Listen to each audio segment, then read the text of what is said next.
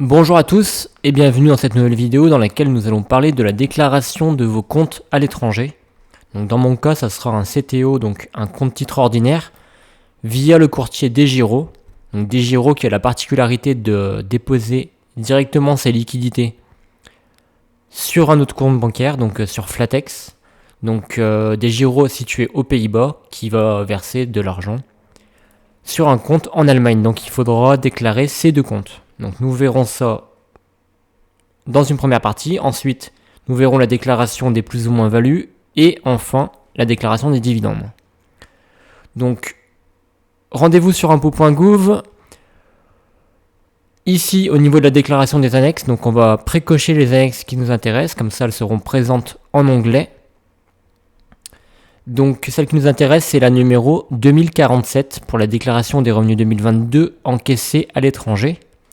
Et la 3916, déclaration par un résident d'un compte ouvert, détenu, utilisé ou clos à l'étranger. Donc on valide. Ensuite, vous avez l'ensemble de vos revenus, donc traitement et salaires. Moi j'ai des salaires. J'ai également des RCM via mon assurance vie. J'ai des plus-values et gains divers via mon CTO. J'ai des revenus de location meublée non professionnelle, donc immobilier, via mon statut de LMNP. Des charges déductibles qui vont venir déduire mes revenus imposables liés à mes revenus salariés.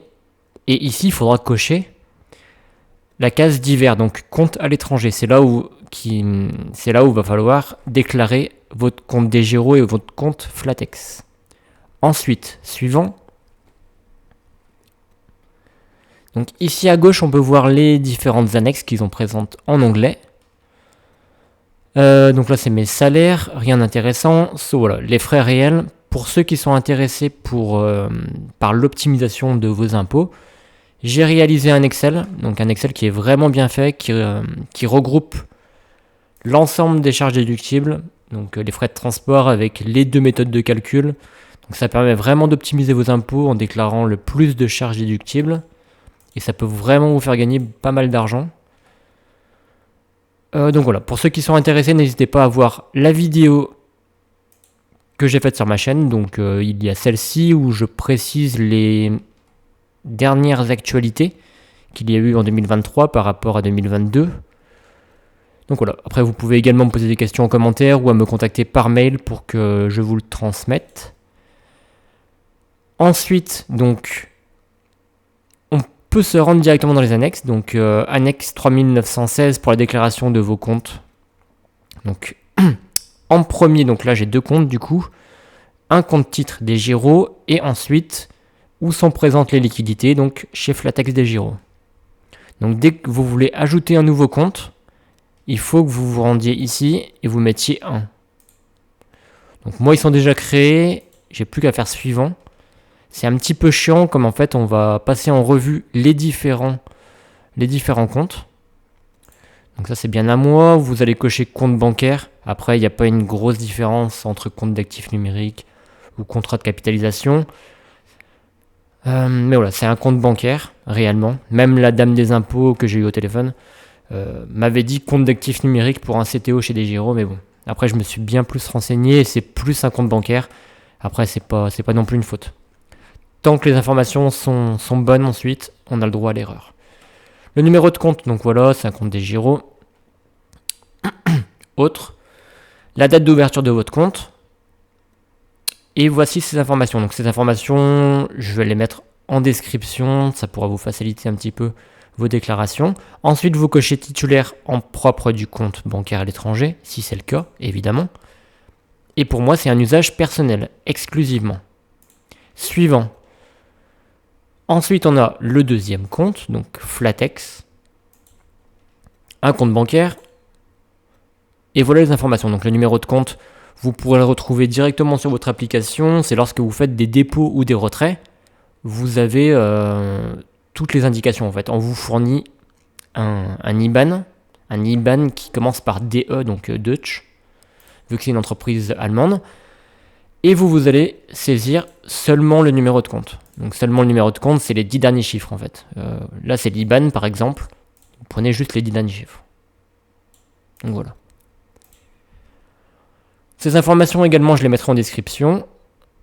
Titulaire en nom propre. usage personnel exclusivement. Et voilà, donc ça c'est déclaré. Ensuite, annexe 2047. Alors là, c'est vos revenus de valeur et capitaux mobiliers imposables en France. Vous vous rendez sur votre IFU ou votre relevé annuel. Et là, vous avez vraiment toutes les indications, sauf que les dividendes sont rentrés en brut. Donc il y a une petite particularité par rapport à ça. Alors moi, j'ai eu des dividendes des États-Unis et de l'Irlande. Donc ça, vous le savez, US ou IE. Par rapport au taux applicable, il faut se référer, donc après vous trouverez directement sur le site des impôts ou sur internet assez facilement la retenue à la source, ou même ça peut directement être marqué sur votre... voilà, moi c'est marqué ici par exemple. Au niveau du précompte. Donc aux US c'est 15%. Donc le montant net encaissé, moi il y a 6 euros aux US, 5 euros en Irlande.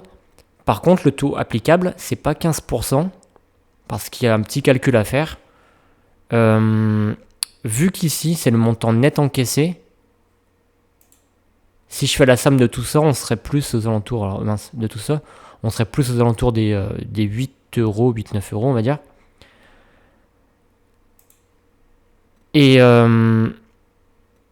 montant net encaissé, ok. Et du coup, le taux applicable, c'est pas 15%, c'est 17,7% pour les US. Parce que, alors attendez, au pire, j'avais déjà fait le calcul. Voilà, donc c'est juste un petit produit en croix, c'est tout simple. En net, en fait, si vous avez une plus-value de 132 euros, de 155 euros en brut, ça fait 132 en net, donc 15% d'application, et ça fait du coup en brut 17,61. Donc 17,6, voilà. Donc 17,7 si on arrondit. Voilà. Après, ces montants, vous pouvez également les retrouver sur Internet. C'est pas un calcul très compliqué. Les impôts supportés à l'étranger. Donc moi 2 euros, 1 euro. Là, vous remplissez vraiment ce qu'il y a de rempli sur votre IFU. Ensuite, c'est automatique. Et pour moi, il n'y a rien d'autre à remplir. Vous faites suivant. Plus-value imposable en France. Donc là, DEGIRO est situé aux Pays-Bas. Là, c'est la somme de vos plus-values. Donc, gain réalisé. Vous faites la somme de tout ça. Et vous y rentrez ici. Il n'y a pas d'abattement à rentrer. Suivant.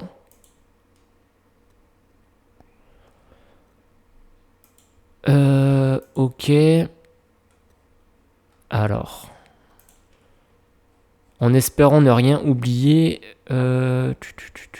Ok.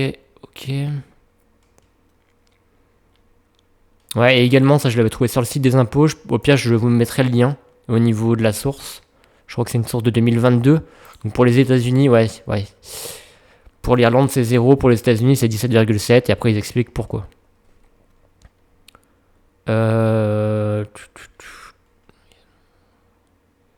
Donc, ok.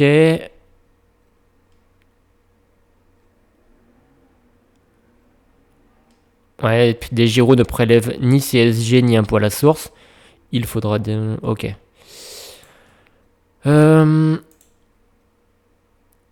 Suivant, donc ça, on l'a déjà vu. Ouais, c'était par rapport à ça, du coup. Ne prélève ni CSG ni impôt à la source. Il faudra donc toujours laisser la case vide. En case de CG et de CK, il faut inscrire si vous avez déjà payé de la CSG et des impôts à la source sur les dividendes reçus. Mais DEGIRO ne prélève pas de CSG, du coup. Ni d'impôt à la source. Ok.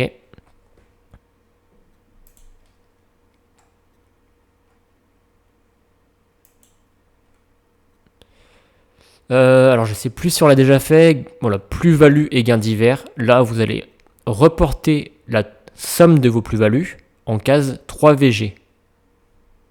Donc 415 euros, c'est la somme de vos gains réalisés.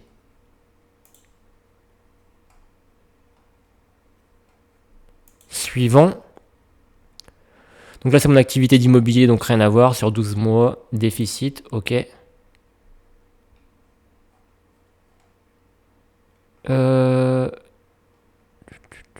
Non, ici, on n'a rien à mettre. Suivant. Prélèvement à la source. Et ici, il faut cocher la case 8TT et la case 8UU. Suivant.